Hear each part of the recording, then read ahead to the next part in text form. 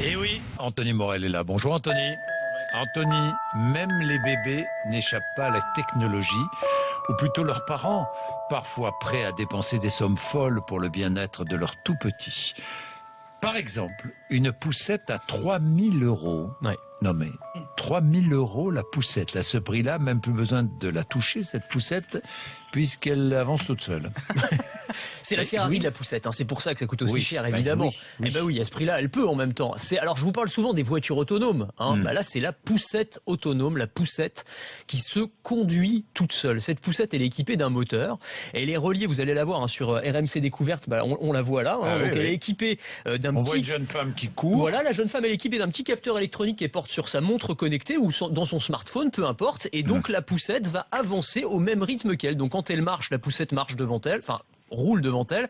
Quand elle se met à courir, la poussette roule un petit peu plus vite et la poussette en fait reste toujours à la même distance. On n'a plus besoin de toucher quoi que ce soit. Alors ça va être intéressant quand on veut faire son footing, ça va être intéressant au supermarché, pas forcément pratique de pousser la poussette d'une main et le caddie de l'autre. Donc on libère les mains des parents. Donc c'est une fonctionnalité qui est intéressante. Alors c'est une des fonctionnalités parce que c'est une espèce de vaisseau spatial en fait. Ces poussettes, je vous en donne quelques-unes, hein. Alors il y a un chauffe-biberon intégré, vous avez des prises pour recharger le smartphone.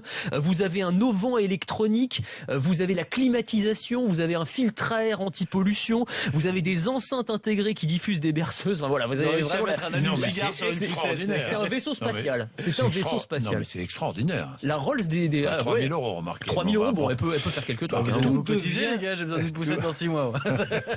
Mais oui, c'est vrai. Vous avez besoin, oui. Comment on fait économiser, Mathieu? Vous allez me l'offrir, les gars, non? On va faire une quête. On va avoir un prix, Anthony. Je vais les appeler. Tout devient connecté.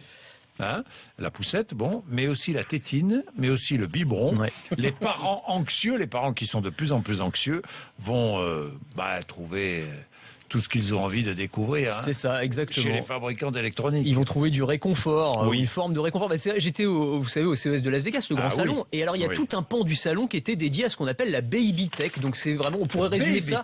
C'est les technos pour rendre les parents parano encore plus parano, si vous voulez. Donc, alors, il y a à la fois du gadget et puis des technologies qui peuvent sauver des vies. Donc, ça va de la tétine qui va prendre la température de l'enfant et envoyer des alertes aux parents. Bon, pas forcément très utile. Le biberon qui vibre quand on le tient mal. Pas forcément génial non plus.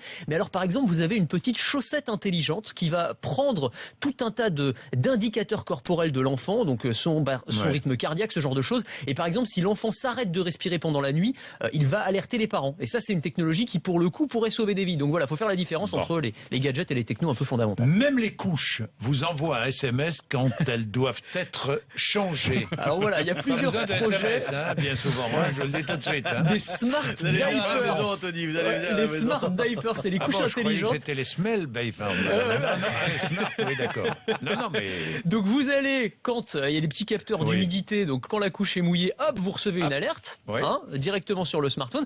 Alors on là a où besoin d'un smartphone pour ça. Non, pas forcément, mais alors, là où ça devient intéressant quand même, c'est que on va pouvoir, on a besoin d'un bébé, on va pouvoir avoir une analyse précise, par exemple, de s'il y a un problème de déshydratation ou s'il y a un problème potentiel de rein. Donc voilà, c'est des indicateurs de santé. S'il y a de l'EPO, c'est ça. C'est le test antidopage pour bébé, si vous voulez, la couche connectée. Merci mon cher, merci Anthony.